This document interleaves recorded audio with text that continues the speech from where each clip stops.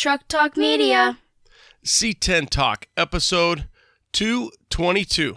Harry Bentley Bradley, master automotive designer, from GM to Hot Wheels and a whole lot more. Here we go. Well, unquestionably at the time, especially to a young fellow, GM cars were the most stylish, the most, later I use these words now, but I didn't know them at the time. They were the most coherent designs, they were the most thematic designs, and they certainly were the most eye-opening designs. Damn, son. Hey guys, I've got David Odegaard, product manager, United Pacific Industries. David, what's the latest? You know, one of our hottest items is the side mirrors with the directionals built into them, the LED arrow. You know, these look cool. They look original. And however, when you're driving at night and you're changing lanes, that guy that sits in your blind spot, we all know who he is. He'll see that you're indicating and you're coming over. And there's a great safety factor with these mirrors, and they look cool too. Blind spot guy, we don't want you there, but the United Pacific side mirrors, they work great. I have them on Orange Slice. I love them. How about the guys that are looking to go long bed to short bed? What are you guys offering them? Yeah, we have all the parts for the 67 to 72 bed, you know, new bed floors or whatever you may need, a new bedside, or that bed front that's always been smashed in by 50 years of stuff being, you know, hauled in the bed. Yeah, these trucks have been worked so hard over the years. We love that about our trucks, but you might have a floor that's dinged up. You need some parts. United Pacific's got it for you. What else are you guys working on? Later this summer, we're going to have the front parking lights for the square bodies, 73 to 80. These are full LED. They've got the deluxe stainless steel trim around them. And, you know, it's just a plug and play installation. And it's that final missing piece to convert your square body completely over to LED. Perfect. So if you guys need some directional mirrors, some bedsides, bed floor, or maybe some LED lighting, United Pacific, upcarparts.com. That's upcarparts.com. But wait, there's more. You can save 15% by using code C10Talk15. That's C10Talk15 to save 15%. Thanks, David. Thanks, Ronnie. We'll see you out there on the road. Let me tell you what Melvin Toast is packing right here. I've got 411 posi track out back, 750 double pumper, Edelbrock intakes, scored over 30, 11-1 pop-up pistons, turbojet, 390 horsepower. We're talking some fucking muscle. What does that do? Does that blow your mind? That just happened. Welcome to C10 Talk, your C10 Truck podcast. And now I have a chance to be the best, maybe the best in the world. My old man is a television repairman. Got the ultimate set of tools. I can fix it. I said I got 50 cents in that jukebox, and all I can hear is your mouth flapping. You hear that? Here's your host, Ronnie Welch.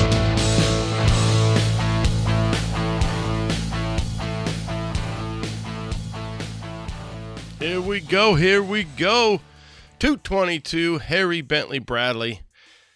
I don't think I ever thought this was going to happen, so pretty pumped that we recorded it, and it did happen. East Bay C10, thank you again.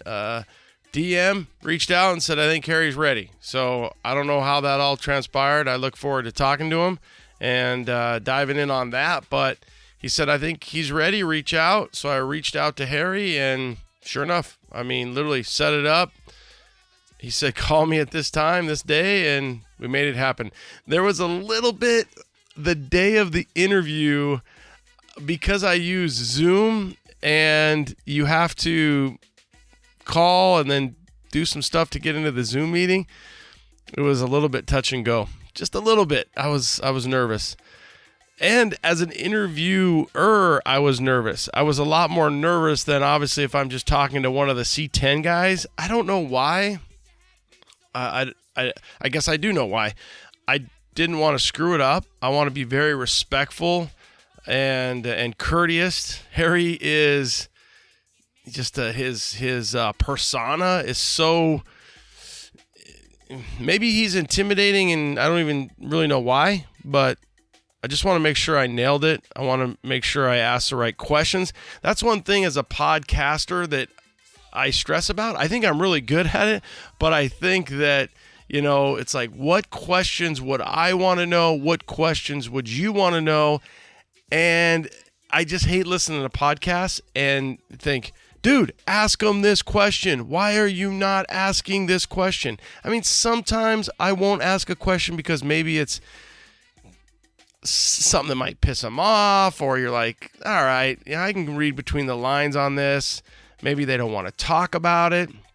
And that's kind of where, when I first reached out to Harry, he didn't seem like he wanted to talk about it. So I didn't want to push it. And I was like, well, I don't want to interview somebody who doesn't want to be interviewed.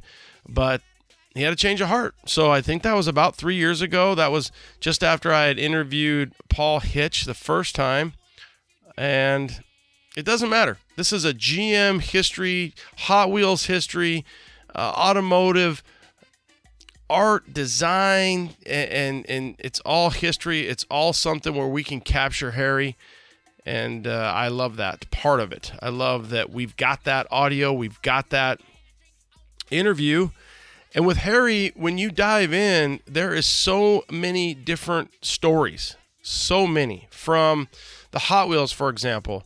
Well, he designed 11 of the first 16. Well, he designed 12 of the first 16.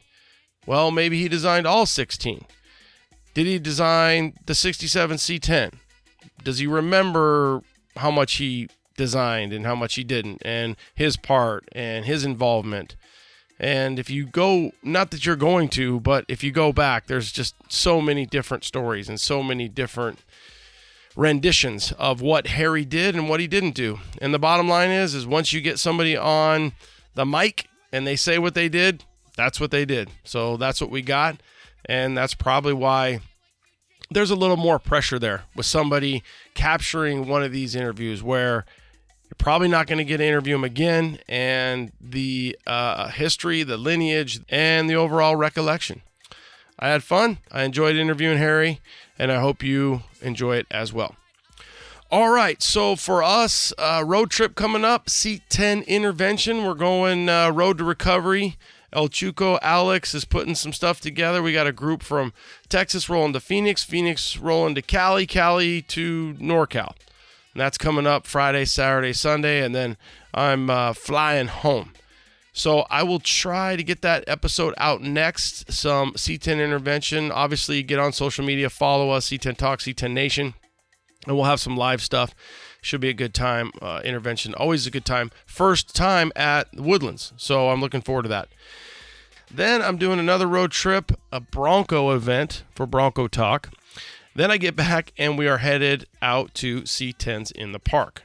September 16th, we leave Thursday. Friday, we'll get out there, and then the show is Saturday. So pre-show Friday, Hills Hot Rods that Friday night. Saturday, Brothers Truck Show, and then US Mags Party at the Square with the Spasmatics. You can jump back to that bonus episode with Terry, C10s in the park, and I have seen some passes. I've seen some passes come available for the C10 intervention, and I believe I just saw a pass for C10s in the park. They're out there, so if you guys are thinking you're wanting to go, you got your truck done, you're ready to rock, and maybe at the time the tickets went out, you weren't, keep your ears on the tracks, and we'll do our best that we can to make sure we get that information out to you.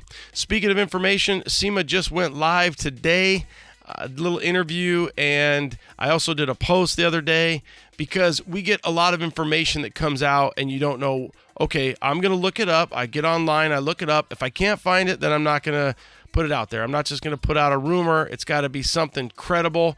In this case, SEMA was actually doing a live interview on Instagram, and I recorded part of it. I put a little bit on the C10 Talk story. Bottom line is they are under the protocol of the county, the state, and they are going to require masks as of today, as of them going live on Instagram.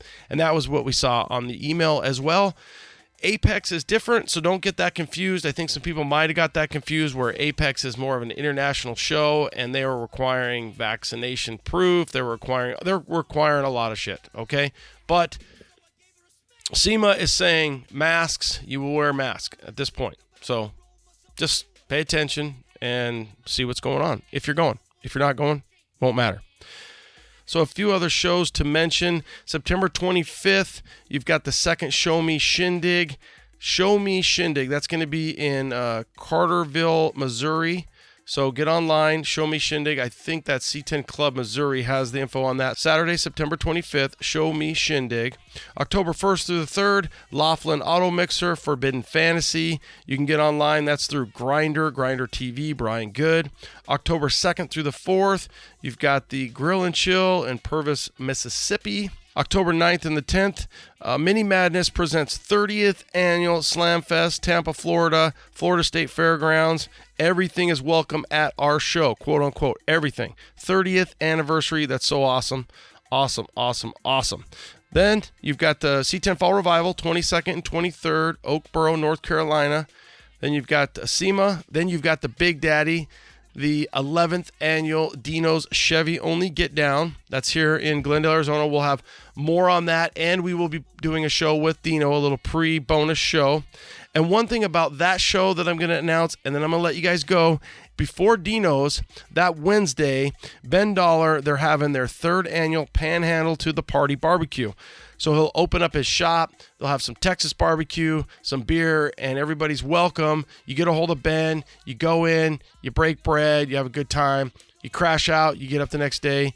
You make the run to Phoenix on Thursday. Thursday night you get in, and Friday you're ready to rock and roll. So 3rd annual Panhandle to the Party barbecue, Wednesday, November 10th. You get a hold of Ben Dollar. That's $5152 at $5152. Let him know, hey, I want to come. This is who I am. He gives you the information, the address, and all the good stuff. Okay? There you go. Plenty of announcements. Have a great weekend. Have a great Labor Day. And Louisiana, and you guys over there, Louisiana, Mississippi, in that Gulf Coast, we are thinking of you. We've seen the pictures. We've got C10 Club Louisiana. We got our boy Chris Stafford. We've got the Mississippi guys, the Dead End crew, all these people that are dealing with what's going on over there. So we are thinking about you guys. I've been able to reach out to a few of them. They say they're doing okay. Running off generators, of course, if you haven't seen that online because of the loss of power. But our thoughts and prayers are with you guys out there. Thank you guys for tuning in. We hope you dig the episode. Late. C10 Nation, it is an absolute honor to introduce to you Master Automotive Designer, Mr. Harry Bentley Bradley. I've been looking forward to this interview for a number of years now. Harry, welcome to C10 Talk. It is my pleasure, and it's very good to talk to you, Ronnie. Thank you so much again, Harry, for your time. I've done a lot of interviews, and I'm really looking forward to this. Harry, how are you? How are you doing? I'm doing well, thank you. Okay. Done a lot of research on kind of who Harry is. Can you take us back to the young age and young Harry? Were you, as an artist, were you an automotive? Did you know that you had such a affection towards automotive, or were you more of an artist and then you came into the auto drawing and the auto art? I definitely was an artist. As a child, I used to draw everything. Often my family and I would go to the Boston Symphony and I would draw the musicians. Other times I would draw landscapes and so forth. I began to move towards, if you will, product design during the Second World War.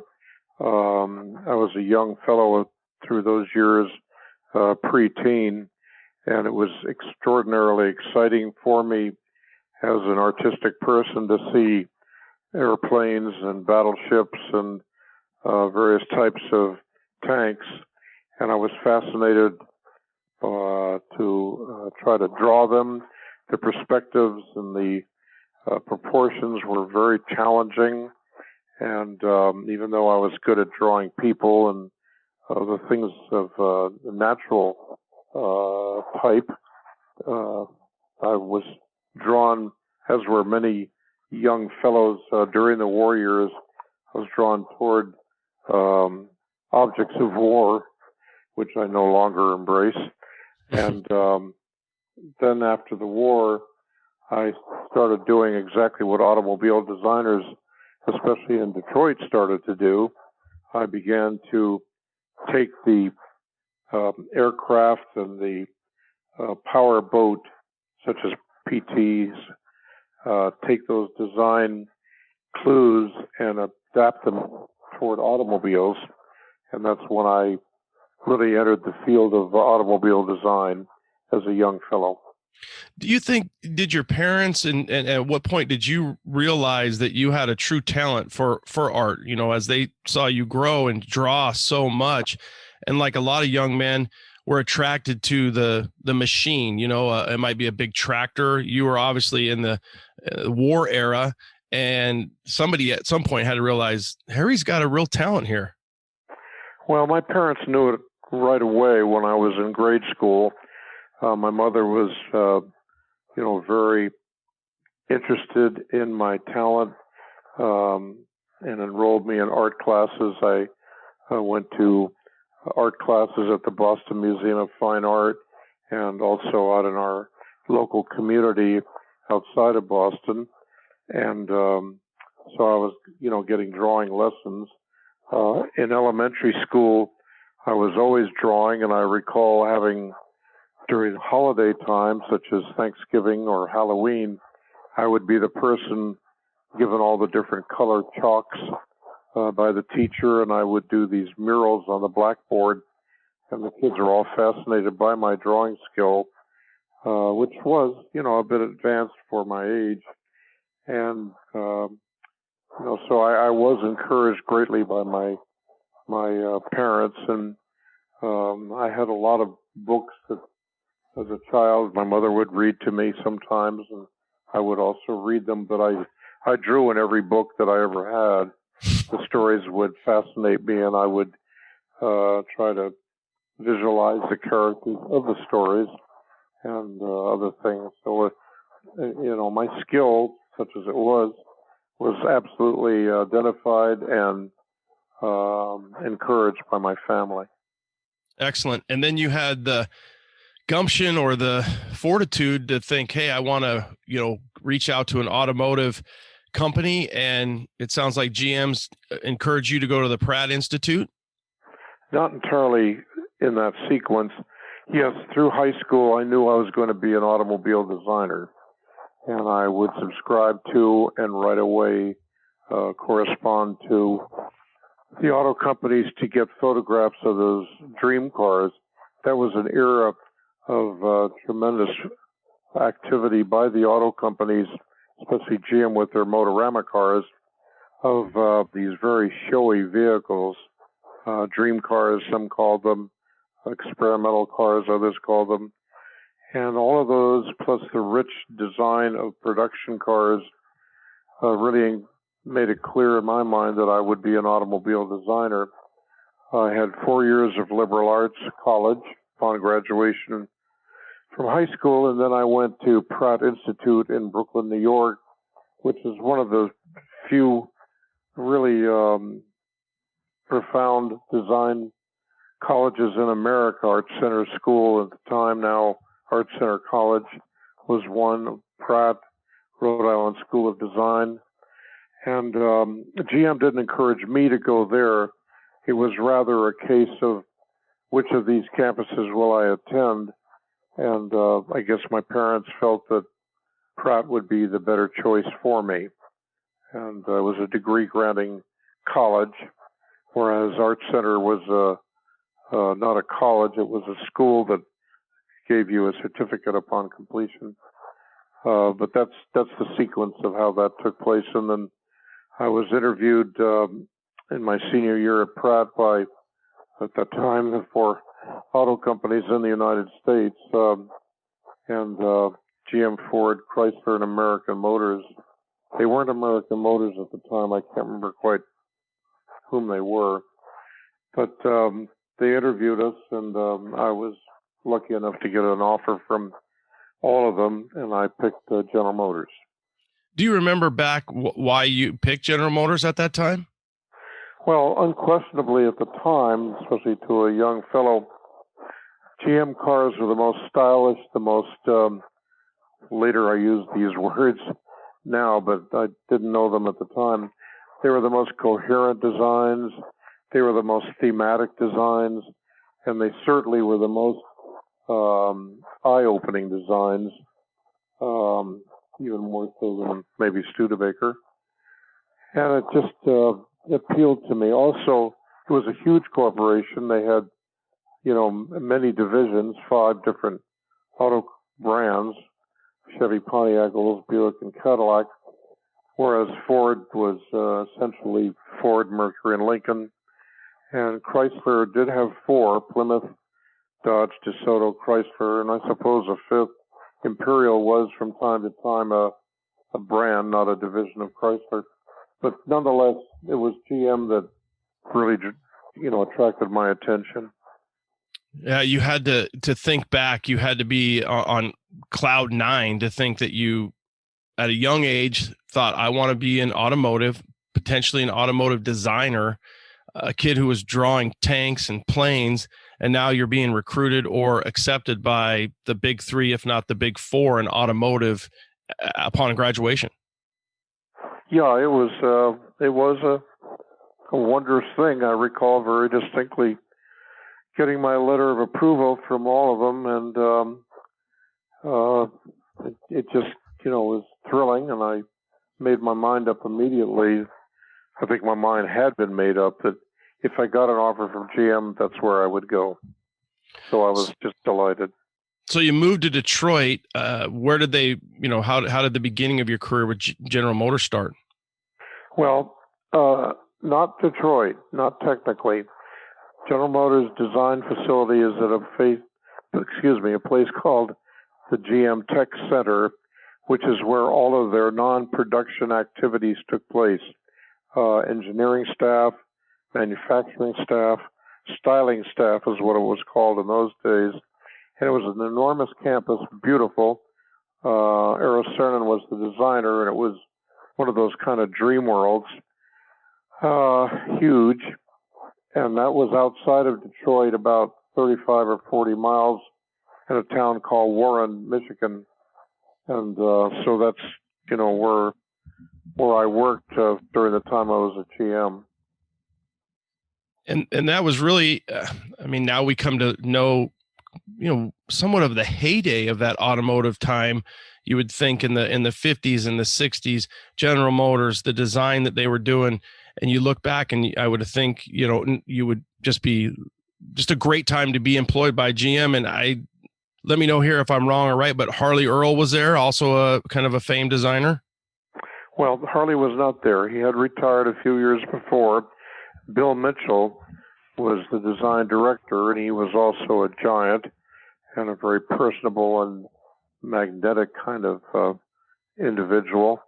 And it was a dream time. We didn't know it at that moment because we were in the midst of that era and didn't realize, what a wonderful time it was. But we were designing all of those wonderful 60s cars that GM was producing, plus show cars and special feature cars and so on. So we did realize that we were in a special era to a certain extent, but not as vividly as one would observe it today. A lot of the information that I got from this, and really what kind of led me down the path of wanting to reach out to you, was an article that Classic Trucks magazine put out. A guy by the name of Jim Ost had interviewed you, and you had some input in the second gen C10, the 67 style. Can you kind of walk us through some of that? I was assigned a truck studio. I began at GM, as all starting designers do. An orientation studio, was there for several months. And then my first studio assignment was one of the advanced rooms. The studios are huge, by the way. They're as big as, nearly as big as a tennis court. And because they have to have plenty of space for full-size models and a lot of viewing room, allowing you to walk around those models and sort of evaluate the design. And my first studio was one of the advanced studios, and we did some wonderful vehicles in there. Some of them were show cars, others for the, what was it, the 63 World's Fair or something like that, the big New York World's Fair. We, worked on some of those concept cars, the Firebird 4 and I think one was called the GMX. And then after that, I was assigned to Truck and Coach Studio, which is what it was called in those days. And that was a very, very vivid time in that studio. We had a remarkable studio chief, Don Lasky, and we just did such a wide variety of cars, trucks, excuse me, the early Chevy vans, El Caminos, the full-size truck line that you referenced to, the big, when GMC was making the big line hauler tractors, we did those, cab overs, big forward control cabs, a concept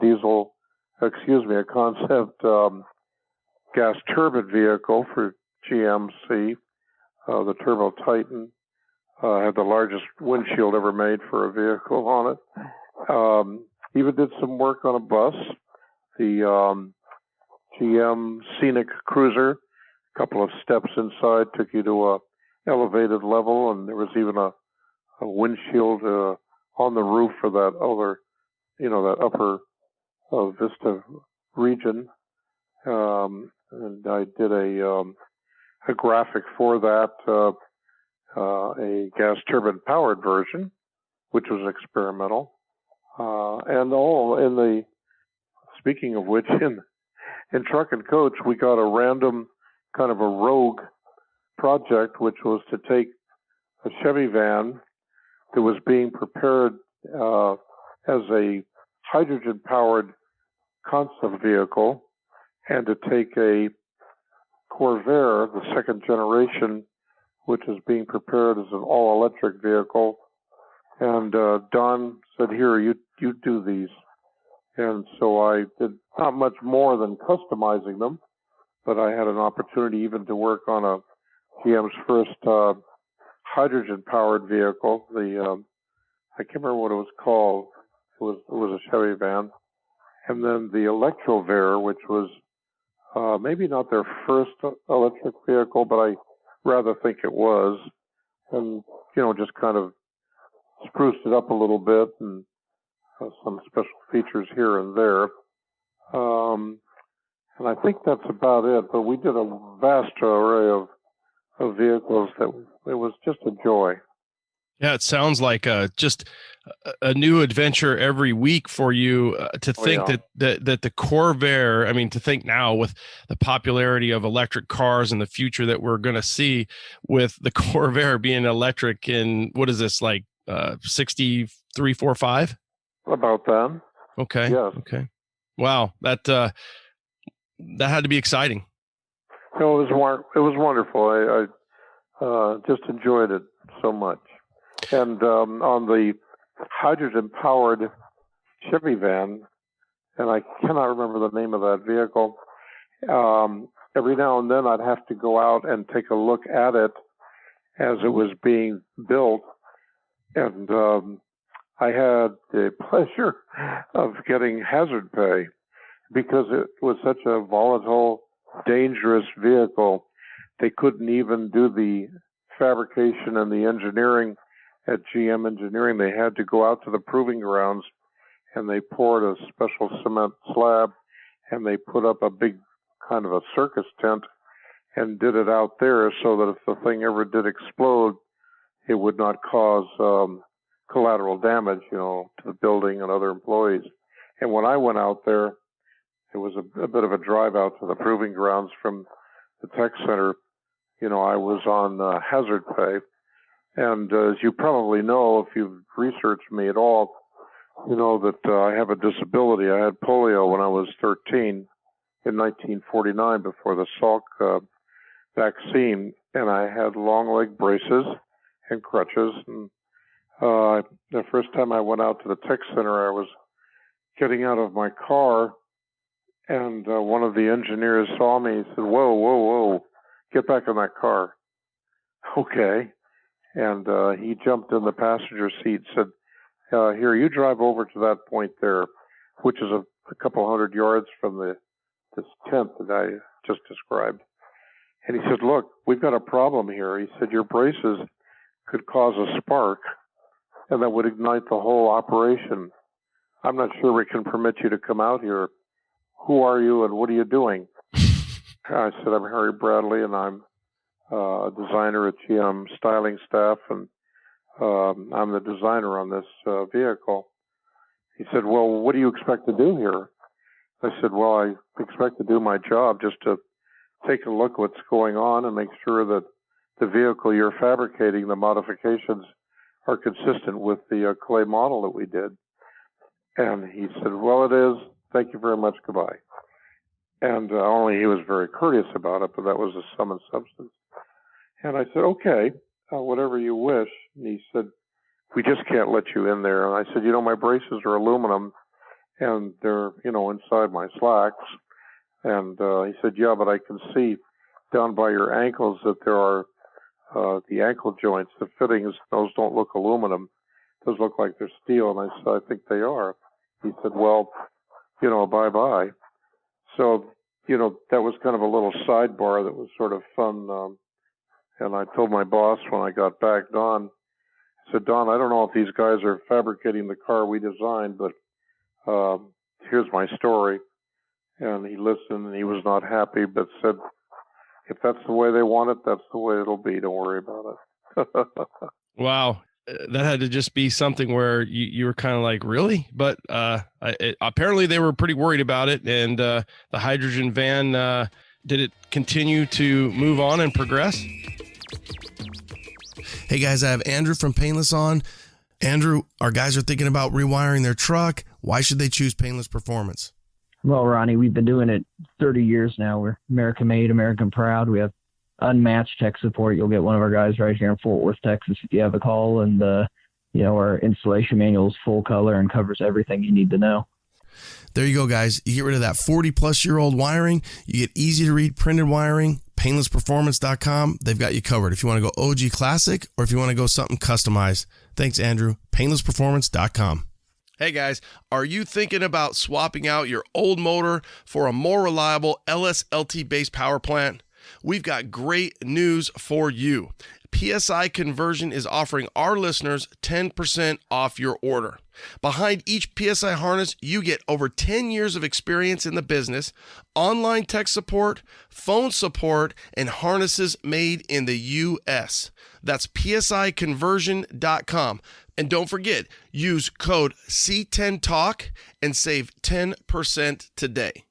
You've heard me talk about my gauges, Dakota Digital. I love them.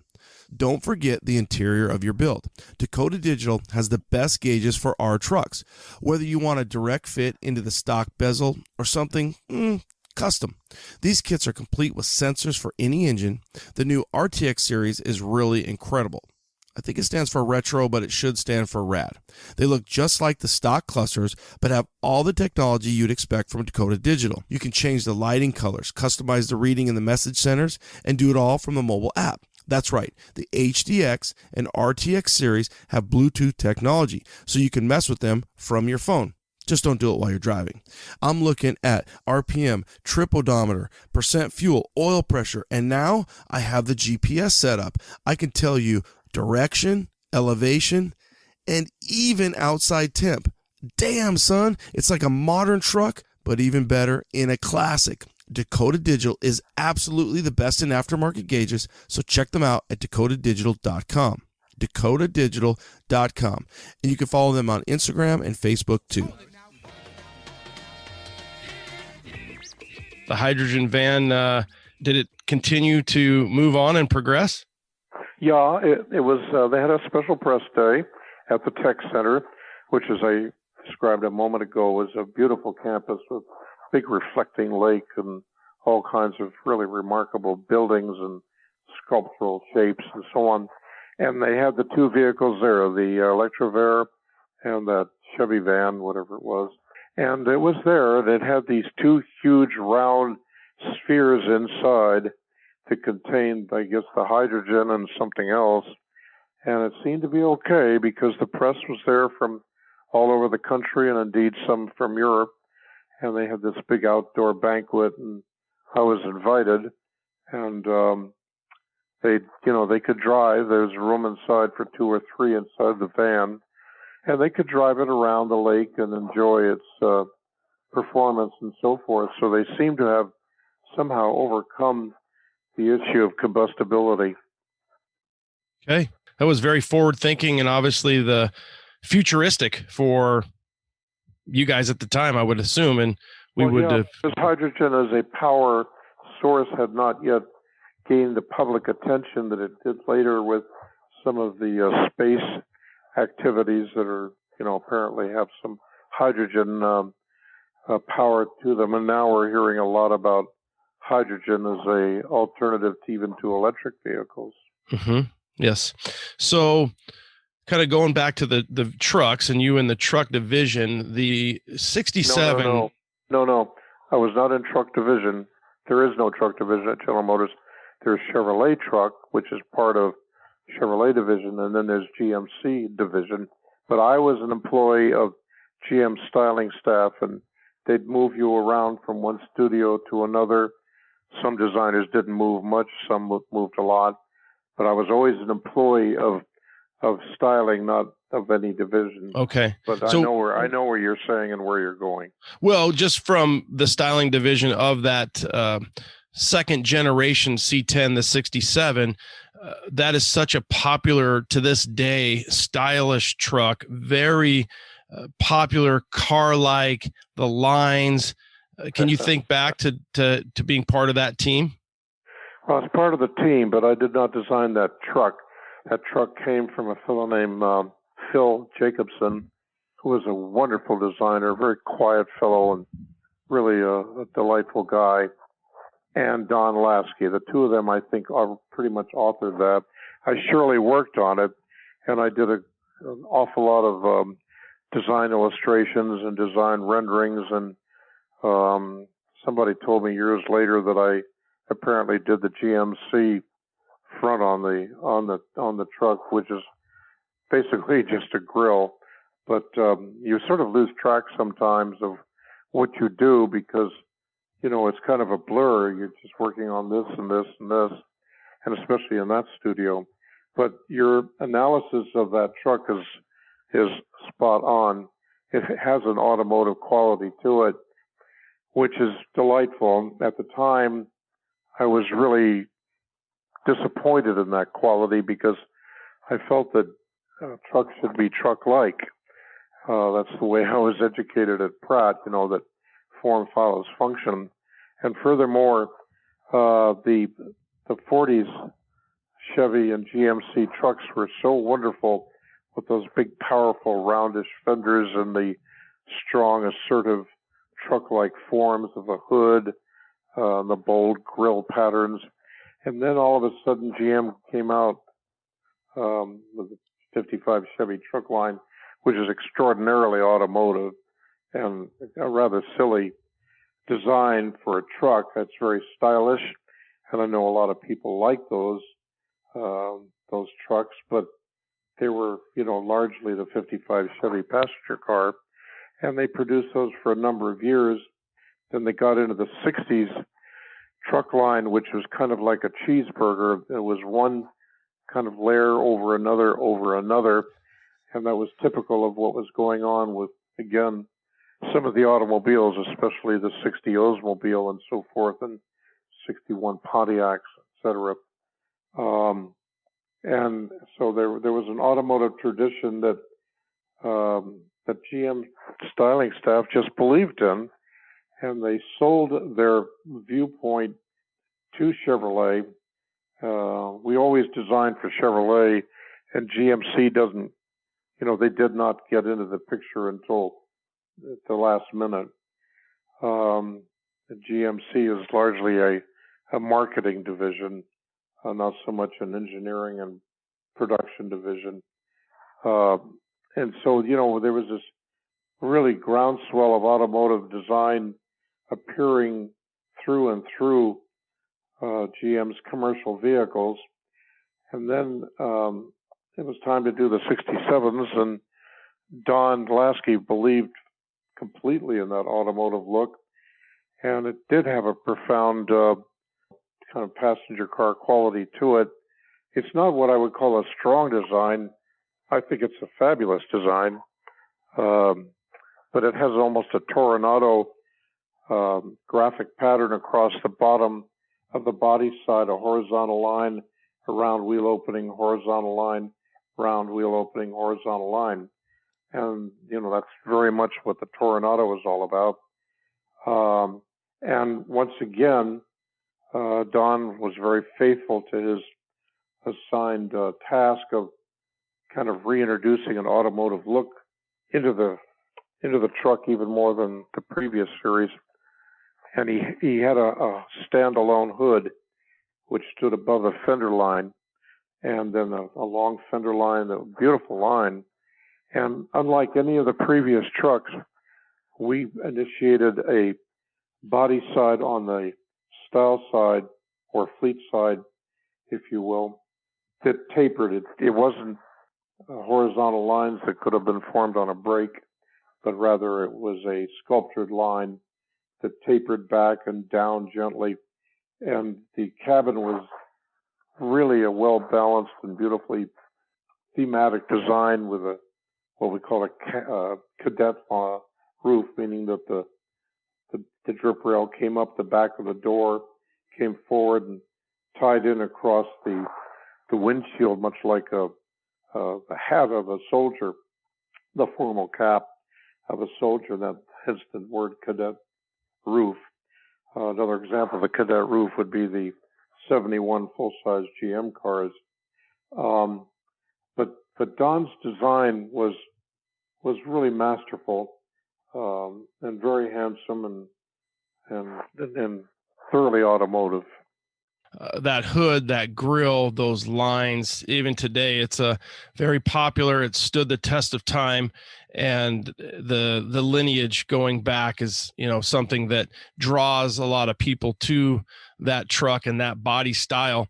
One thing that I read in the article was that GM, possibly whoever it was, wanted to use the older style 50, 55, like they did with the cheeseburger 60 to 66. My son has a step-side GMC, a 1966 step-side, and it's got the 55 fender flares for the step-side. And that in the article with Jim, it said that they wanted to continue that. And you said, no, I'd like to design a new fender, or you and your team, or you and the team.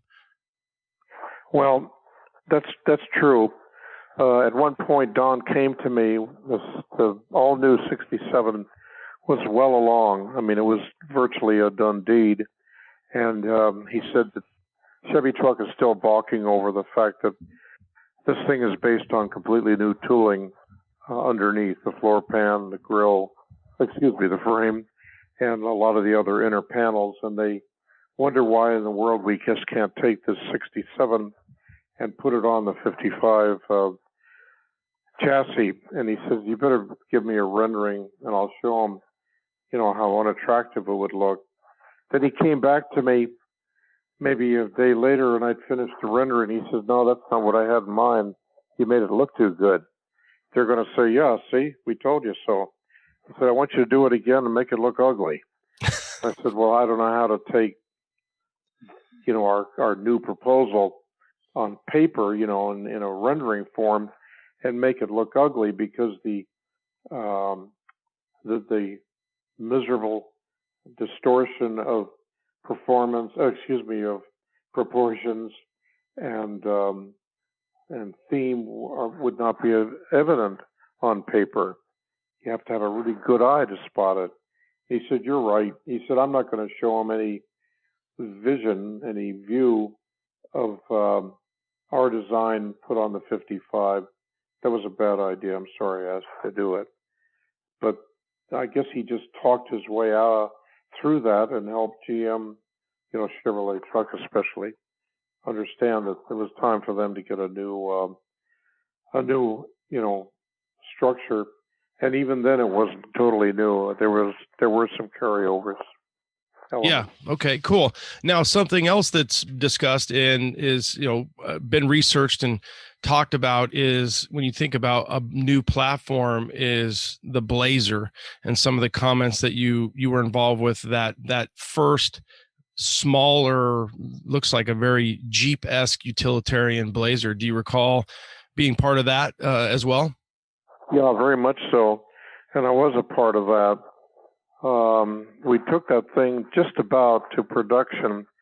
I recall being told that when it was canceled, that they even had the brochures all printed up, ready to go. But for some reason, Chevrolet truck pulled out of that. What we heard was they just didn't think there was a big enough market for Ford. They had their Bronco, and then International Harvester had the Scout, and we would come in with the Chevy Blazer, and GMC would pick up their version with whatever they were going to call it. And suddenly the word was, and I think it came down actually from corporate management, no, we're not going to do this. There's no market for it. And it was a proprietary vehicle, meaning it was virtually all original sheet metal, and it was kind of an exciting vehicle.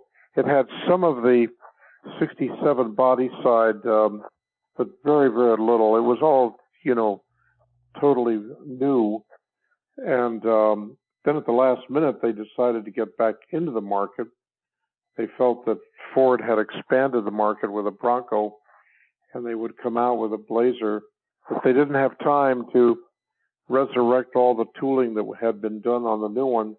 So that's when they took the pickup truck and kind of cobbled it up in a frenzy and came up with the Blazer that was actually the full-size Chevy pickup. But we did do a full clay on it, and we were all very excited about it. The building was excited about it. They said the word was that after the Toronado, this may be the most exciting all-new vehicle that has come out of GM in recent years. When you look back over your career and you think about all the different vehicles that you were involved with and worked on, do you become, as a designer, do you go into it knowing that, hey, this might not happen? Not just your GM career, but your overall automotive design career? That's an interesting question, because that was one of the biggest hurdles that I had to deal with. I never knew so many proposals got canceled. I guess as a fellow on the outside looking at the finished vehicles, whether they were production vehicles or show vehicles, I just believed that, well, they started to do that, they did it, and there it is. The fact is that the number of vehicles I worked on that got canceled was enormous. And it took me a little time to kind of digest that and live with that, because you become attached to these things, even though maybe 10 years later you kind of forget about them a little bit. They become a bit hazy in your memory. But at the time, you certainly are attracted to them. And it's very difficult to see some of these vehicles, just thrown away. And there are times when you work on something you know isn't going to go anywhere. It's an impossible vehicle. And you kind of don't want to do it because you know that it's just going to be, put in the warehouse and stored, the clay model. And, I worked on one of those in one of the advanced studios was Bill Mitchell's personal show car, so to speak. And it was a very, very unreasonable and exotic and far-fetched design, but it was sure a knockout. And we knew while it was being done that it wasn't going to go anywhere. And management just put the screws to it and said, no, we can't let you do that. And I also did illustrations of a special Corvette that they asked me to do in Corvette Studio. I was never a designer there, but I was brought in to do illustrations of this Aerovette for the New York Auto Show, because they knew they wouldn't have it finished in time to photograph for the program. So they asked me to do some renderings of it. And there were some changes made at the last minute to it because the corporation said that's not in the best interest of the public to have a vehicle without any side windows. Well, it was a one-way side window treatment, painted body color on the outside, but on the inside you could see out. But nonetheless, it gave the impression that it was kind of a cocoon, except for the windshield. And, they had to just get rid of my renderings and modify them, actually, I think is what they did, to show the side windows because the corporation wouldn't allow it. So the whole business of design work that you really invest your effort and your kind of heart and soul into that doesn't go anywhere, it takes a little time to accommodate that and live with it. I could see too, or I would think that when you start, you are so pumped and motivated because you do think, and whether the word is naive or not, it's just the cycle of the process in life. You're putting everything into it. And then after time goes on that you draw and you put your heart and soul into something and it doesn't make it the next time, it would be harder and harder, just to human nature. Does that make sense? Yeah, your point is perfect. When you're looking for classic Chevy or GMC truck parts, BrothersTrucks.com is your #1 source for 1947 to 87 Chevy and GMC truck restoration parts. So whether you are restoring an original or looking to customize that classic truck, BrothersTrucks.com has thousands of the highest quality truck parts for you to choose from. So head over to BrothersTrucks.com and order your free catalog today. And don't forget to follow Brothers on Facebook and Instagram for daily updates and special offers too. With a company history dating back to 1949, Airlift Performance brings a dedication and expertise to those looking for a life on air. Their 3H system combines pressure-based control with ride height sensing technology, harnessing both systems, including an intuitive handheld controller providing at-a-glance status of pressure and height conditions. Every 3H system comes standard with Bluetooth technology built right in, and a free companion mobile app allowing wireless control for most smartphones and mobile devices. Designed for a life on air. AirliftPerformance.com. C10 Nation, what's stopping you? Well, CPP has you covered. They offer multiple different options to make the disc brake conversion as easy as possible on both you and your wallet. And I am so stoked to announce they are giving our listeners 10% off your total order. 10%. Damn, son. From stock height conversions to their Big Brake Grand Slam kit. How's your altitude? You need to get a little lower? CPP has you covered there too. They offer a wide variety of drop kits for you to choose from. Guys, take advantage of this 10% savings now. Head over to ClassicPerform.com, that's ClassicPerform.com, and use special code C10TALK. That's C10TALK to save big today. Yeah, your point is perfect. I don't know how to quite explain this, but a design studio, especially in the automotive design world, not so much product design, but automotive design, is a very emotional place. The mood, the spirit, the kind of enthusiasm level by nature is very high. And you are given a new project, I can remember those every time we start a new project, whether it was in, truck and coach studio or Cadillac studio, the designers, there aren't too many designers in a studio. There's, unlike popular opinion, there's only maybe 4 or so. And, you sit down with the studio chief and he gives you the assignment, and it's not that he gets you all pumped up with collegiate phrases, yelling and hooting and all this and that. But the sophisticated wordage is every bit as infused with motivation as would take place in a locker room. But it's, kind of elegant and well-mannered as opposed to, being more, vocal. And you put the spirit into your work. So your point is well made that it is difficult to sort of separate yourself away from a vehicle that you've, that you've really done your best with and have hope for. There it goes to the warehouse.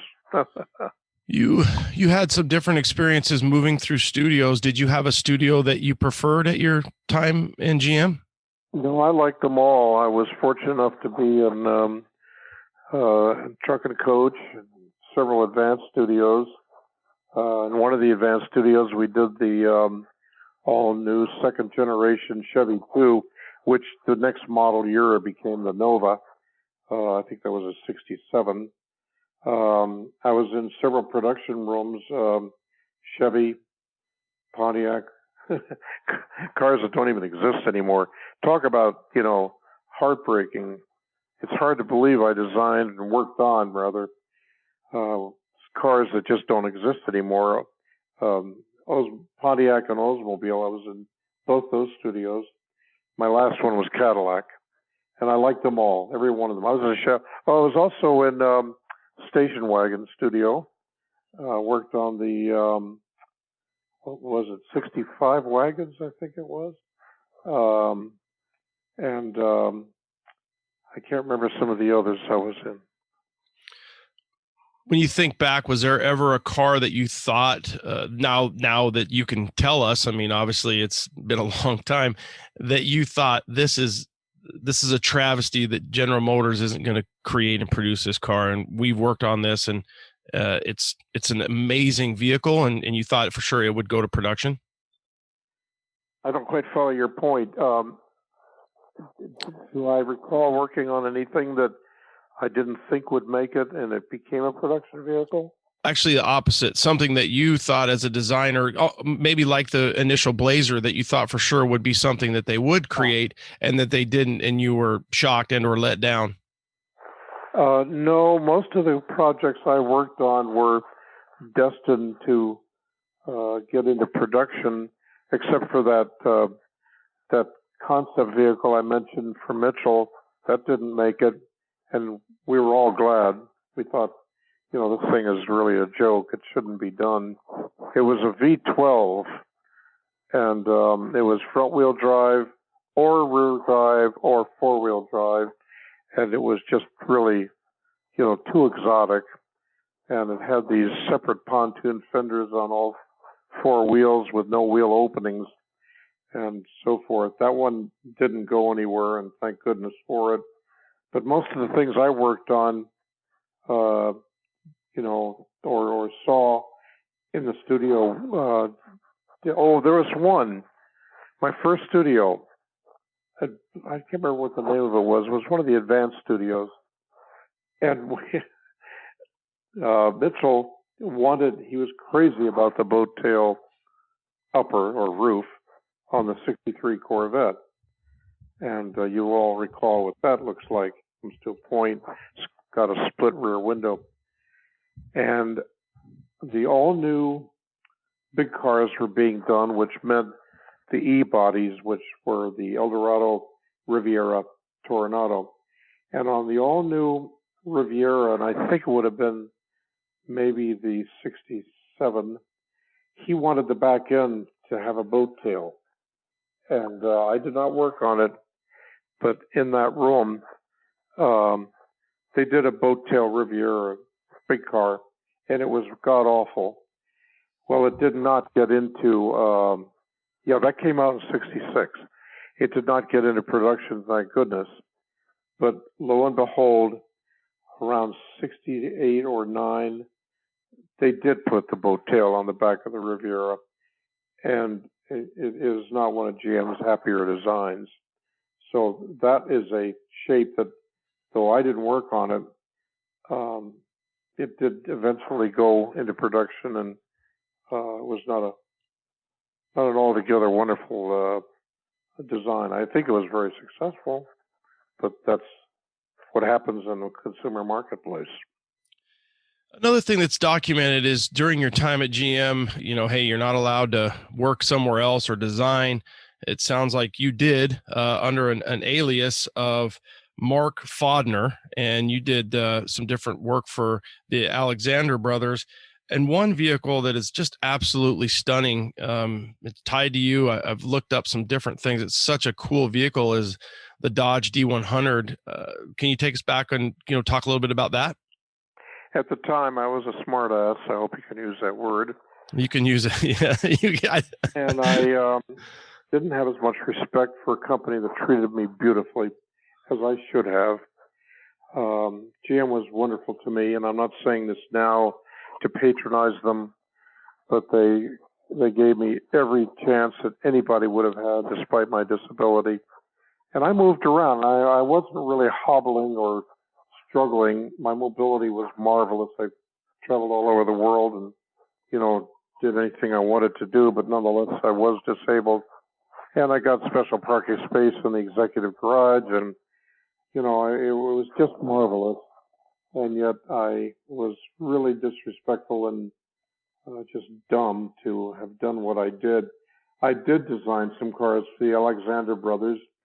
Some of your listeners may not know who they are. They're one of the 2 or 3 leading custom car shops in America, and they turned out some really very, very wonderful custom cars and street rods. And I did the Diora, which had quite a famous track record. We'll get into that in a moment, I guess.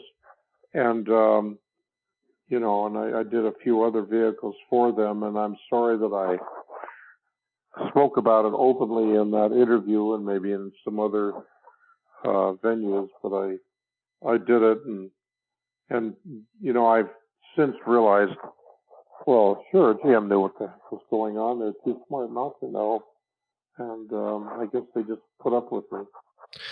But it's not a strange protocol at all. Why would you want your creative people, whether they're attorneys or designers working for your competition? You wouldn't want that, and you would not allow it. So it was a reasonable mandate on their part that I chose to ignore. I think this is super layman too. I just feel like, I don't know, hard to put it into words and put it into perspective, but you were extremely talented. You're a young man. You're a wild stallion. I don't, forgive the analogy.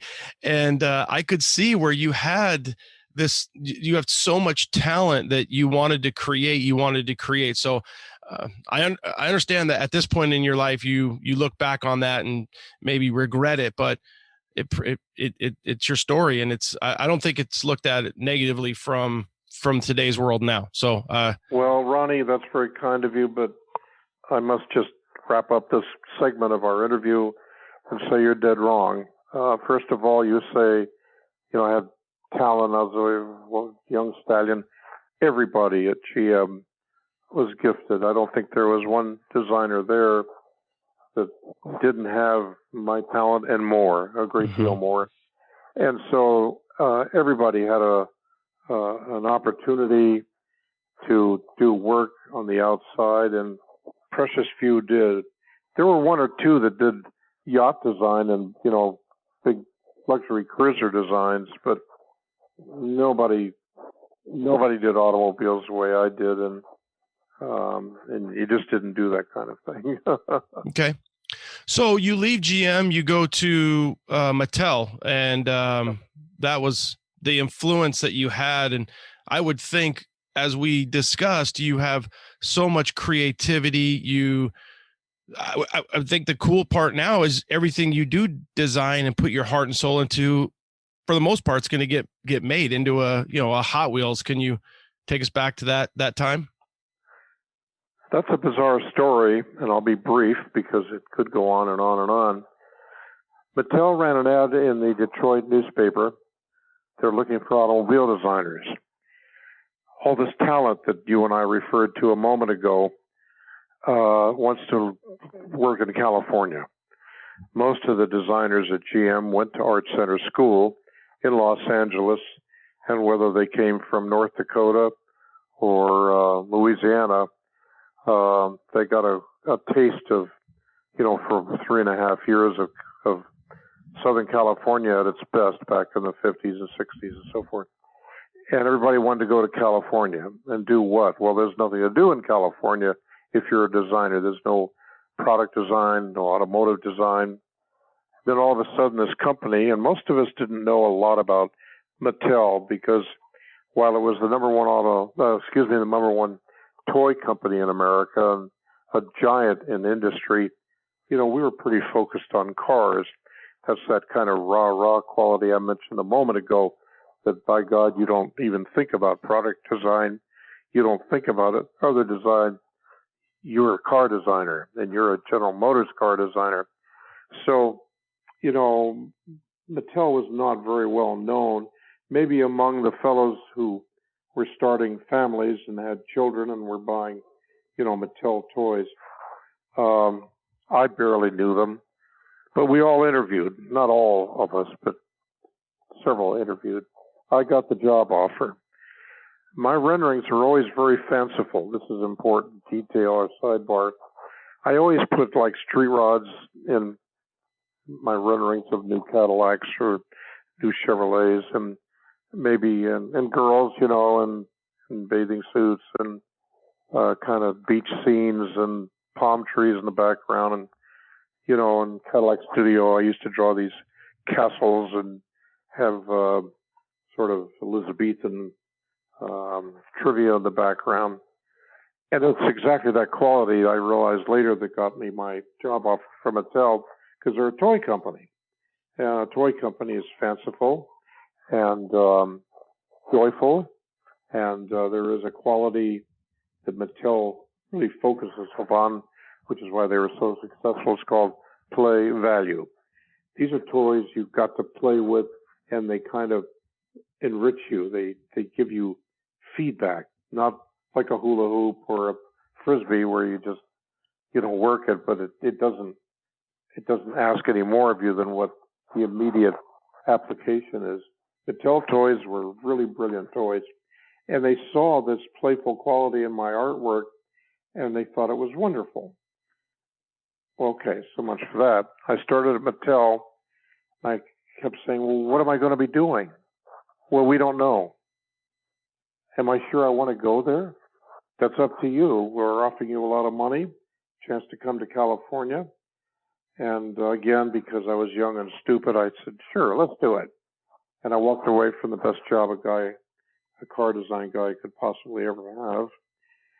But like a lot of fellows, I complained a little bit about the weather in Michigan and, and so forth. Well, actually, Michigan's a wonderful state, beautiful state. A lot of things to do all year round, even if you're disabled as I am. So I go to Mattel in Hawthorne, California, suburb of Los Angeles by the beach. And boy, it was really like a fish out of water. Nobody's drawing cars.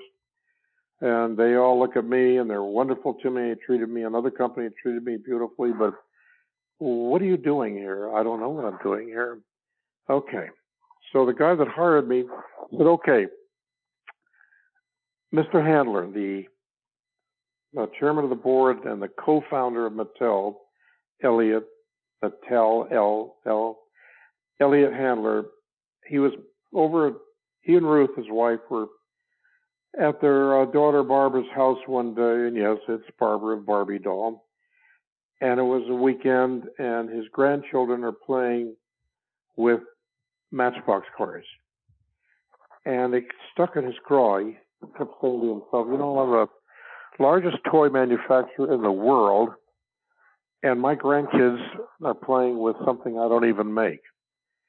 He announced to his board of directors and his senior executive advisors, head of engineering, head of marketing, and so forth, I want to get into that little toy, they weren't even called toy cars, little miniature car business. They all said, Elliot, you can't do that. They don't do anything. They sit there. It's the kind of stuff that a kid buys, and he doesn't even buy it. His mother buys it for him to give to his father.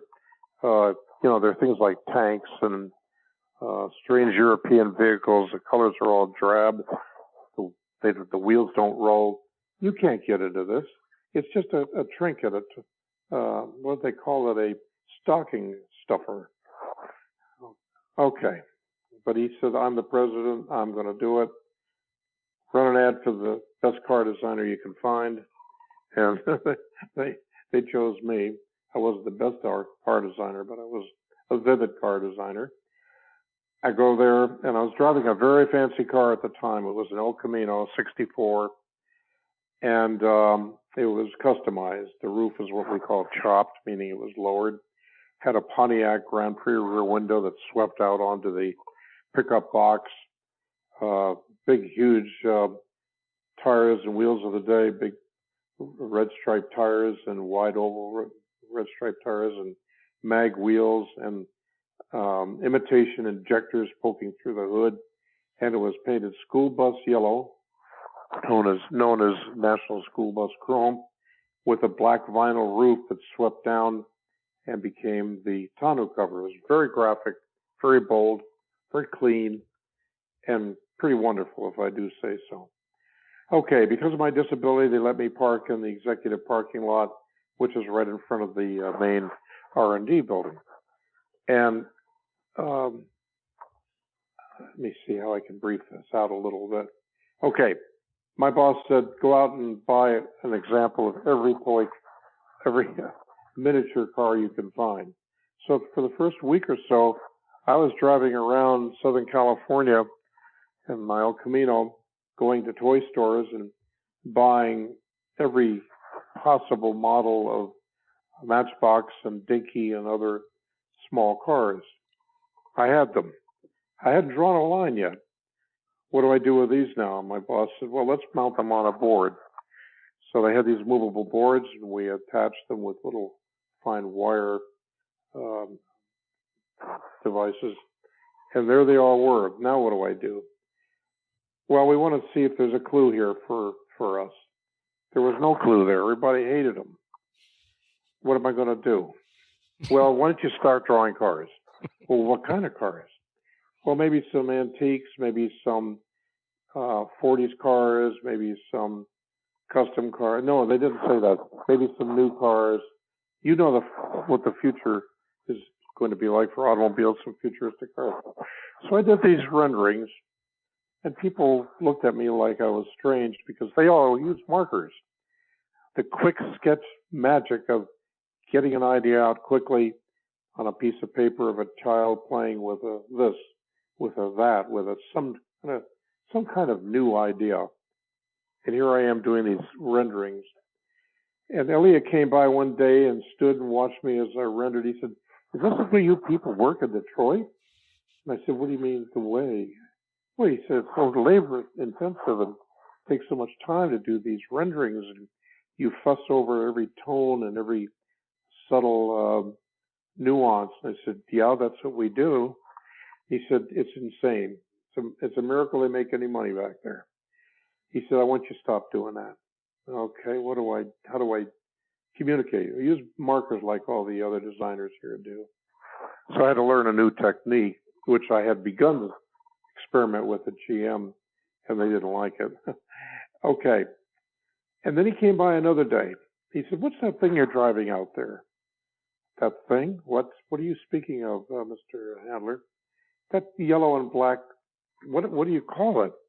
Oh, it's an El Camino, a customized El Camino.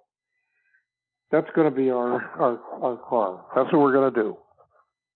And what do you mean by that, sir? What I mean is every one of these cars that we're going to produce will have 5-spoke wheels. I counted them. Going to have big tires of red stripes. And the wheels will have little, what are those things called, those little chrome things, lug nuts? Yeah, going to have those. Every one of them is going to look like a Detroit car. The Camino still had the body of an El Camino with some of these special features like the chopped roof and so on. They're all going to look like Detroit cars, but modified. So you'll be able to see a Cadillac Eldorado in the design or a Ford Thunderbird in the design. They're going to be very bright colors. And that's what we're going to do. And I think there were something like 4 or 5 features. And he reminded me so much of Bill Mitchell and some of the other design executives at GM. Boy, when they knew what they wanted it. They verbalized it perfectly. They motivated you. They were extraordinary. I did have the privilege of working for some of the most inspired talent, I think, in the design world. And Elliot was clearly one of them. He's a brilliant man. Okay, so I started doing kind of customized new cars. And then people became sort of interested in what I was doing. But still, his immediate circle of advisors said, this is stupid. Don't do it. We cannot copyright them because it's basically a Chevrolet or a Ford or a Plymouth with some little adjustments. We can't use other people's products. We never have. We never will. You can't do it. There's no play value. The rolling wheels hadn't been designed yet. The suspension had not yet been designed. So they were still seen as static. These are just stocking stuffers. The marketing people said, there's no room on shelves in toy stores of America for any more new products by Mattel. We're going to have to remove something to make room for this thing. It didn't have a name yet. So they were still doomed as a line of products.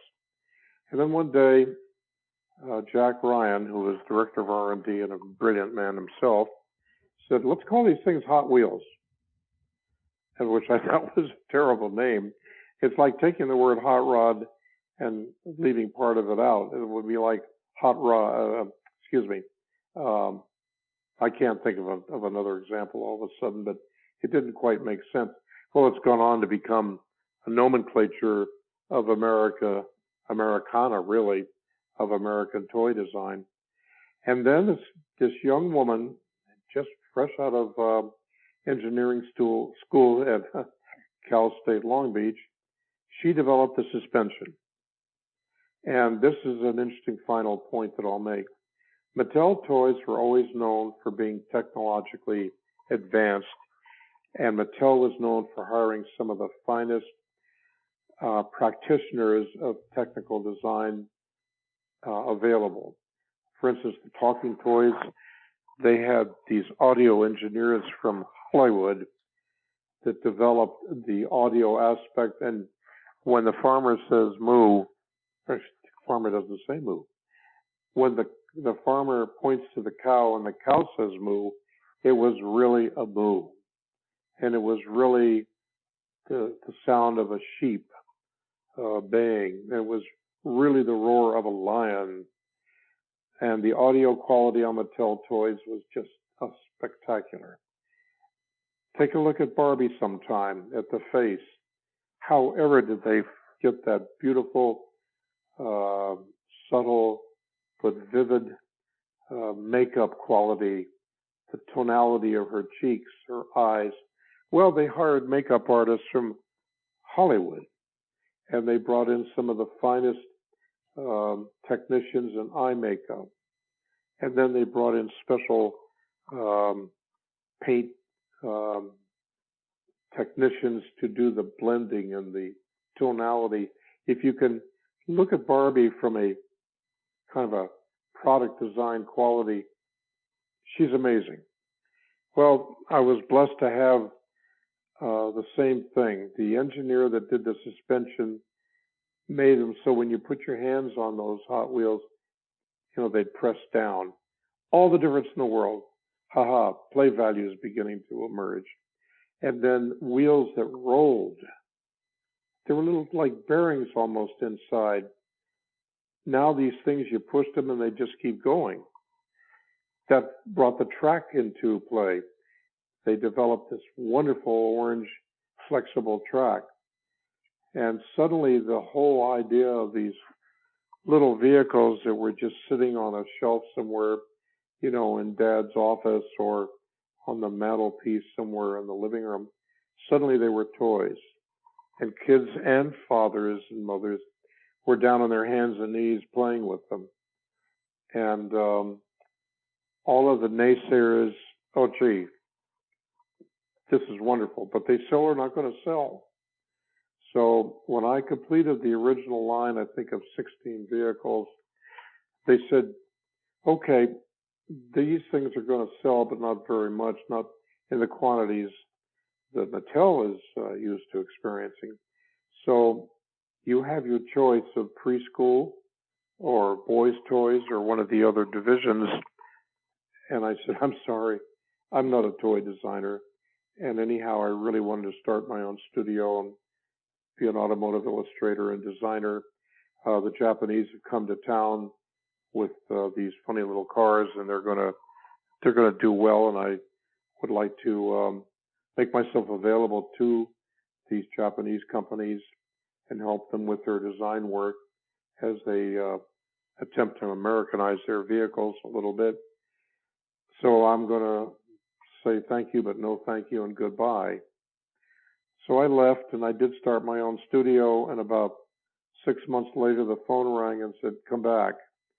Hot Wheels has become the largest selling toy in the history of the world toy industry. We were wrong. We can't make them fast enough. We need more Hot Wheels. Gee, I'm sorry I can't do that. I'm really making headway with my studio. I enjoy it. And it's the kind of thing I'd like to continue with. And I'm able to do a few specialty vehicles for the Japanese and even a few for some of the American companies. But I'll get you a designer. And I called a friend of mine that I knew at GM, Ira Guilford, and he said, sure, I want to come to California. It was that old kind of draw appeal that so many Detroit fellows felt. And he came into the second series. So that's the sort of magical story that all goes back to my old Camino and goes back to my disability. If I had not been disabled, I would not have been given preferential treatment in parking right along the front row of vehicles that you have to pass when you walk from the executive office of Mattel several yards to the research and development tower, and you have to pass that so-called thing of mine every day, 2 or 3 times a day. And that's because of my disability and Mattel's, courtesy, because in California, it never rains. So I really could have parked out there in the lot with everybody else, but they were kind enough. And all of that was magical and unforeseen and came together. And Elliot, once again, was the genius of the moment. End of story. Well, thank you. That was, you brought plenty of smiles to my face and my audience as well, and young boys and even girls. It's just amazing to think. First of all, you brought up the orange track. I can't even tell you how many hours as a young kid I spent with that orange track, the loop-de-loop. And then to think that your wheel tire red line combination that you created or put together as a young man in Michigan, drive to California, and then that ends up being, as soon as you started talking about it, I mean, I can see it on the Hot Wheels car as kids growing up playing, on the ground and running them into one another. And I had the ability to have an interview where a guy told me just last week that he had over 10,000 Hot Wheels. And, just to think that became so popular. Did you ever think during that time, I've got to think that you were like, I was a GM designer and I'm in California. What the hell am I doing here? I don't even know what I'm doing here. All the time. It didn't take long for me to awaken and realize, that here I am with a disability. Mattel was very, very good to me. I want to make that point. But nonetheless, I had it all at GM. And, I reminded myself over and over and over again, my parents, who were extraordinary people, never criticized or complained or observed in a negative way what I had done, but I know in their heart of hearts they wondered, what's the matter with this guy? He was with the biggest company in the world, which GM was at that time. He was having great success. He was appreciated for his work. What's the matter with him? But sometimes some people do these foolish things. They play out, and God forbid they don't on other occasions. But it all worked out okay for me. Yes, very fanciful. I like that word. And if my son did it, I'd probably, wrap one of my crutches around his neck. I could just see, your mom's at coffee. Mrs. Bradley, how's Harry doing at GM? Well, pour me another cup of coffee, Margaret. No. So you leave Mattel, you start your own studio. It sounds like that worked out. One of the cars at what time did you design the 69 Grand Prix for Dave Crook? Because that is a beautiful, beautiful car. I don't remember the exact year, but I'm going to say somewhere around 70 or 71, because it was still pretty much a new car.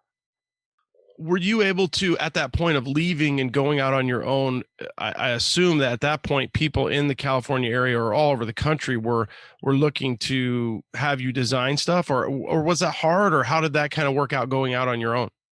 Well,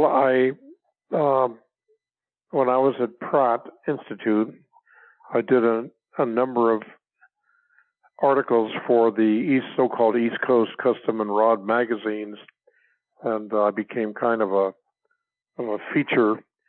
Had a monthly article with 2 or 3 of them, and one of the major enthusiast magazines in California, Rod and Custom, saw the work, and they called me and said, "We'd like you to do a sketchpad article for us of a car, customized." And so I began to develop a real kind of a pastime, if you will.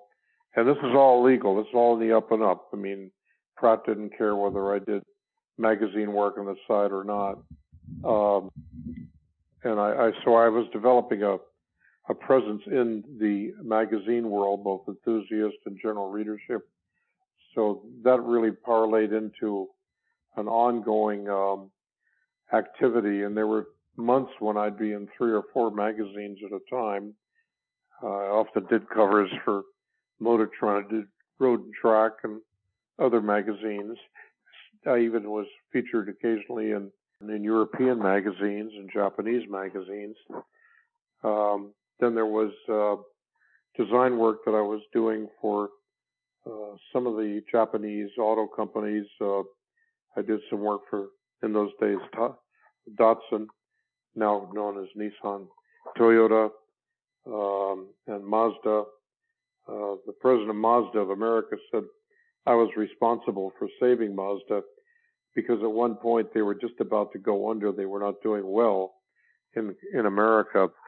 And he said, I want you to give me a rendering or renderings of a line of Mazda's luxury cars, still small, but luxury cars, compact cars, sports cars, and pickup trucks, little mini pickup trucks. I did a series of renderings, kind of a bit on the futuristic side, but production oriented. And according to him, that suite of renderings kind of encouraged Mazda to stay in the United States and keep going and try to maybe get some of these vehicles, some of my designs in production. And supposedly one of them was the first Mazda sports car with the rotary engine. Not my design entirely, but apparently my illustration was the core for what turned out to be the Mazda rotary. And I did some work for Volvo. So I was developing activity in the production and production car world.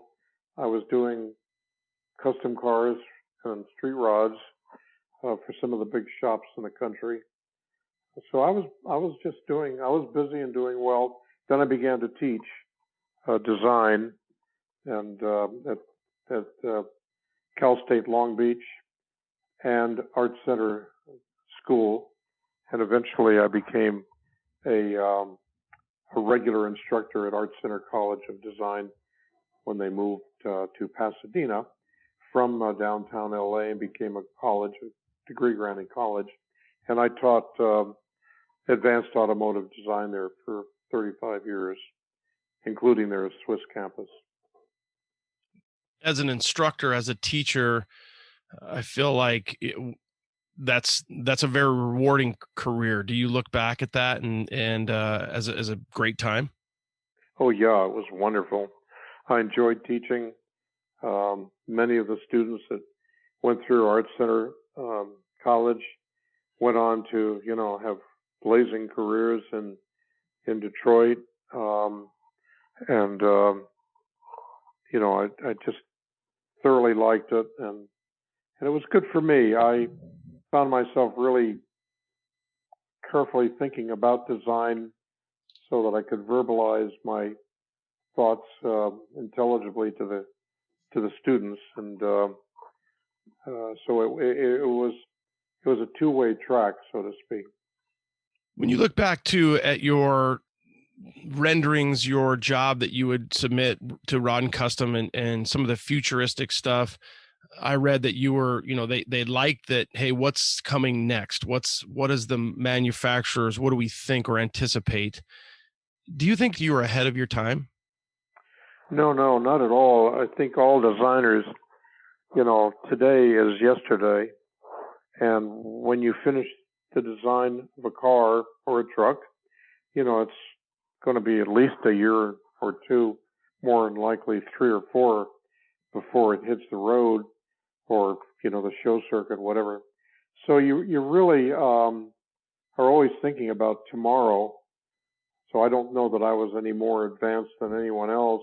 Probably not as advanced as some fellows. I remember some fondly who were just so far out there, you wondered how they could find their way to work in the morning. Do you have anybody that you looked up to from a design perspective at certain times in your career? Oh yeah. There were designers at General Motors that, and I don't want to mention names because I'll forget one or two, but and you wouldn't know them. Your audience wouldn't know them. But there were fellows at GM that taught me a great deal, and who inspired me, and leaders, design directors, and studio chiefs that were really everything to me. So it definitely was a symbiotic, nurturing experience for me. I believe you had more than one El Camino. You had your 64 that we talked about earlier. You designed another one. I think it was called Blind Faith, I think. I'm looking at my notes here. That's not entirely correct. I bought a used 64 Camino in 1964 or 5 from a Chevrolet dealer. And that was all white, and it was kind of all dolled up. It had belonged to Chevrolet Promotion, and it had white wall tires and all kinds of, accessories all over it, and had bed rails and spotlights and all sorts of stuff, and the big engine. And that's the one I customized. The Alexander brothers are the shop that did it, and that became the Hot Wheels. That was its second iteration. So it went from white, kind of a country club vehicle, to yellow and black, and I drove it that way for several years.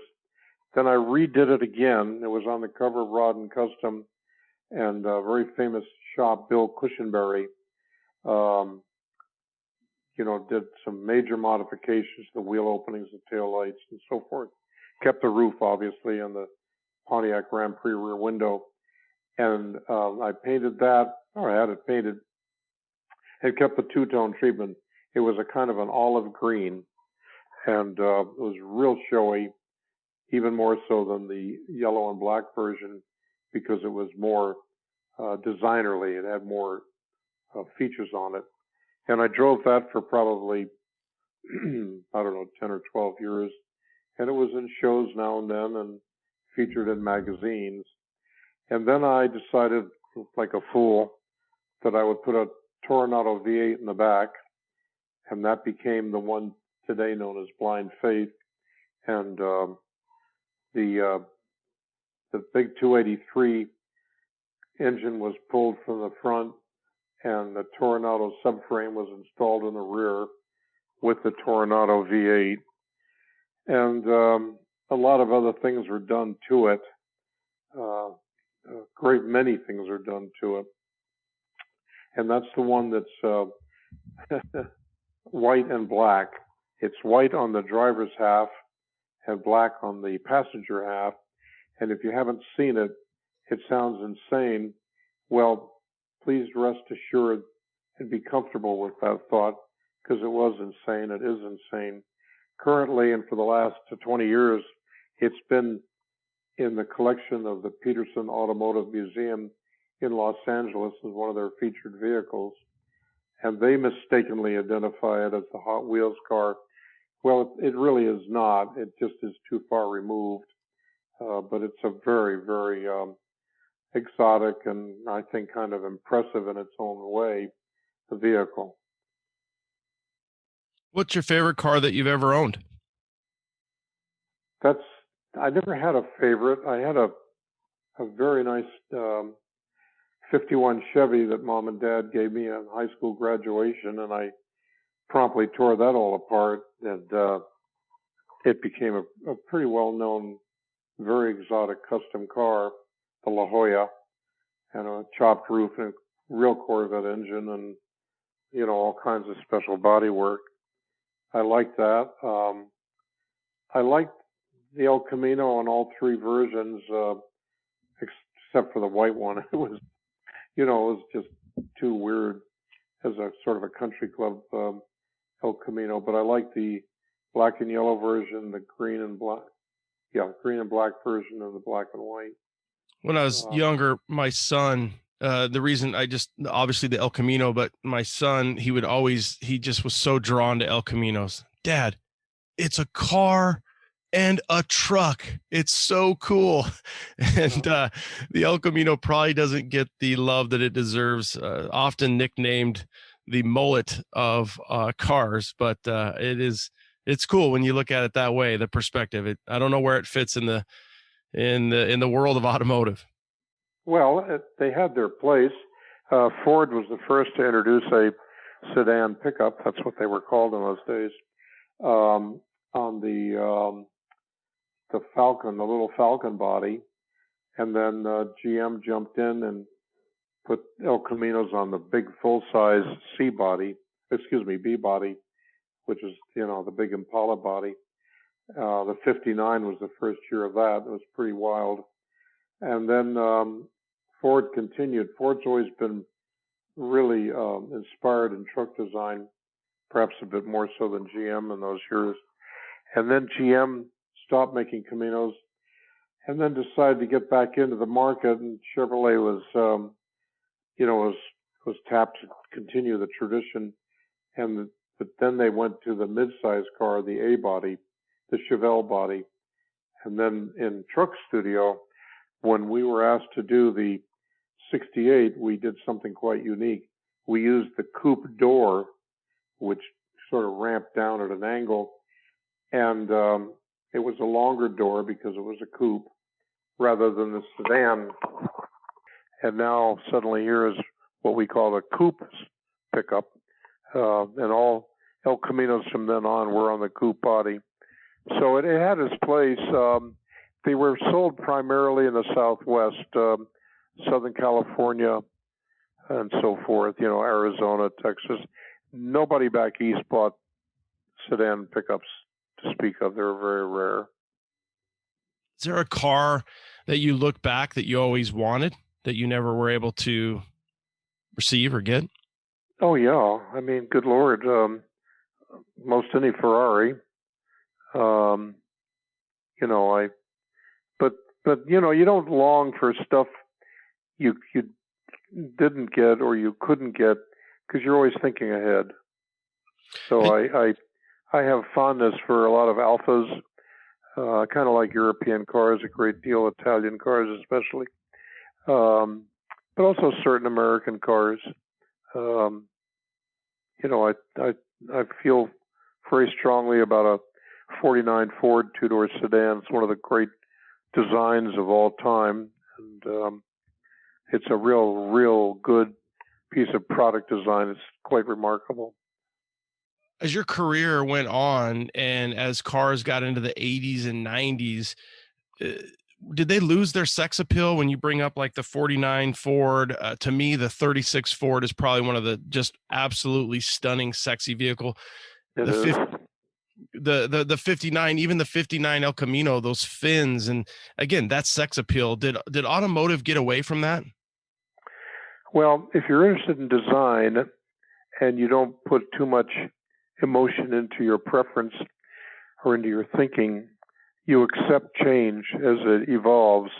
And today's cars are really out there, in my opinion, meaning there are things going on in today's cars that we never would have done decades ago, but we never could have done them because we didn't have the production technology or the manufacturing skills to do what's being done today.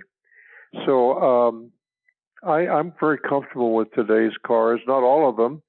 Some of them are really, and I won't say which ones, are really unpleasant to me, but many of them are just extraordinary and breathtaking. And I kind of wish I could design cars today, be a designer, but that's all based on computer skills that I don't have. But I recall hearing decades ago, maybe back in the 70s or 80s, people kind of in my age group were some of the early designers of, well, you mentioned 36 Ford and 32 Fords and so on. And they were really distressed at the way fenders continue to flow through the body. So like a 49 Ford. So you didn't have individual fender wheel statements. And they regretted that because there was great beauty in that language of singularity and proportion and working out the struggle between a hood form and a grille form, coming forward between fender shapes and, having headlights sort of imposed upon that cavity between the fenders and the hood. And they were sad about that, and I can appreciate that because I kind of miss some of the things we used to do. I think of a lot of the 60s, late 60s, at least the GM cars are pretty wonderful, and I admire them today. Nobody's doing cars today that are sort of known. I mean, everybody understands a GTO or something of that sort, but we don't, the presence of engines and big tires means nothing today, and it should not mean anything. One thing I look at as a kid of the 80s is how they keep reproducing movies, and you're like, well, can you guys come up with something they did it in the 80s? Can you come up with a new movie? Can you not come up with a new theme? The cars, it seems like even the cars and the sex appeal and the passion, they're remaking that, and they're kind of continuing off of a Camaro, off of a Challenger, a Charger, a Mustang. And you wonder at what point, obviously they have to sell. Now we have the Bronco coming back. They have to sell. They need to make money. But I don't know of a car that maybe the Corvette is something new and out of the box, where back in the day we would see the body lines and we would see new things and the excitement. And is there a car that you can think of that in the last 20 years is something new that wasn't just a concept? Well, you're taking me into areas that I'm a little bit uncomfortable discussing because I don't have good recall. I'm sure in the last 20 years there are cars that I think are wonderfully innovative and fresh. You mentioned like the copies of Camaros and Mustangs and so on. Those are very few cars. I mean, not many people buy them, and they're not, in my opinion, as satisfactory as the originals. Well, how could they be? There's different issues that are imposed by safety and fuel economy and aerodynamics and construction. But I just feel good that things are moving ahead. And unlike what I think I'm understanding from your point of view, we're going to be moving ahead a great deal more, and we will have electric cars, and we will have hydrogen cars, and we will have autonomous vehicles that are self-driving, and they won't even look like cars. They'll look like refrigerators, perhaps. And I know that a lot of car people fear that and even hate it. I don't. That's the product design mentality in me that this is how we have to move forward. Yeah, I think the electric cars, and like you said, the young Harry, I would assume, probably wouldn't think that way. This, like all of us, as we go into it. But whether it's naiveness, but we love that about people. But then as time goes on, you figure out, hey, we have to sell cars, we have to make money, we have to move forward. And the electric cars, and I'm amazed at what Tesla's doing in a time of the bigger automotive companies and the automation of a car and how it can self-drive. The future is here, and the future is now. Yep, that's it. I mean, if you're the president of Mercedes, Daimler, or General Motors, your responsibility is to make profit, and you can't do it by recreating yesterday. There's just not enough yesterday people. And my wife is a real car person, and we have a new Mercedes. It's a couple years old, and it does things that she used to do. I mean, it looks toward the rear when she's backing up. It anticipates traffic on the left or the right. It anticipates, stopping. It's almost smarter than we are. And at first, it took her a bit of adjustment because she's grown up. She has grown up with a clutch on the floor, and a stick shift. Or she was driving her daddy's farm tractor all over the farm and sometimes through the farm. And she grew up, understanding mechanism and was around Porsches all of her young womanly life, and had an Austin Healey and so forth. And it took her a bit of doing to adjust to this Mercedes, and she loves it. And she's adapted to it, and she expects it now to do these things. And, it doesn't have gauges as such. You have to push a little prompt to get it a gauge. It doesn't have a radio. It doesn't have a clock. That car does not have a spare tire or a bumper jack. And we had to evacuate 2 years ago, living here in Northern California where we moved. And let me tell you something. I'm in the back seat, with my disability was and my age, sort of the most comfortable place for me. And here we are traveling through the black of night in a winding road with no street lamps on an evacuation route. And all I could think of is, we've got no spare tire. That's the designer. Where is the spare tire? And that's me fearing contemporary technology. Instead of saying, I've got faith in those tires, the four of them, they won't go flat. Yeah, sure, pal. Where's the spare? Yeah. So there's adjustment on all levels. My son, and both our sons, they don't think about spare tires. And I do. Well, we're glad you made it out. I'm going to take you out here. I appreciate your time. You've been gracious. One of the things that I really like to ask the older generation, or really any generation, is you've been there, you've done it, you've got the T-shirt. What advice do you give, not necessarily just from an automotive design, but you've seen a lot. What advice do you give the younger generations, just, whether that's automotive, whether that's just life in general, to learn? You're an older guy, and you've watched too many movies. I have no advice for younger generations except to do well, and be honest. And I'm just not in that business. I raised some kids, and that was a task. Thank you very much. And they've all turned out wonderfully. And I don't intend to give advice to anybody else. I thank you for your question. And it's a good question, but I'm afraid Harry Bradley has no answer to that one. This is a quote, and I'm going to take you out with this. Harry Bentley Bradley is an icon of the custom car world forever.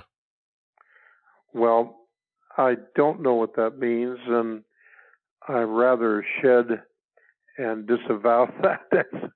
I mean, maybe it's true, maybe it's not, but I am just the guy I am, and I thank you for your courtesy, and just don't forget, I'm just a guy. That's all. Well, I've been very lucky. We thank you, Harry, for your time, for your contribution to the automotive world. I've enjoyed not only just talking to you, but really just the research and just reading all the different things. It's an enjoyable task to sit and just look through all of the images and think. Thank you. That's very kind of you. And just to think, what was Harry thinking here? It was cool to research you, to dive in deeper and find out more about you as a person, as a artist, as a teacher, as somebody who people look to. And we appreciate your contribution to American automotive and the car culture that we all love so much. Well, Ronnie, you're very, very kind, and you're way over the top. My head is turned by your words and your thoughts, and just remember, I'm just a fellow like you or anyone else, and it's been a joy to talk with you, and your questions are extraordinary. They're really well thought out. Thank you, Harry.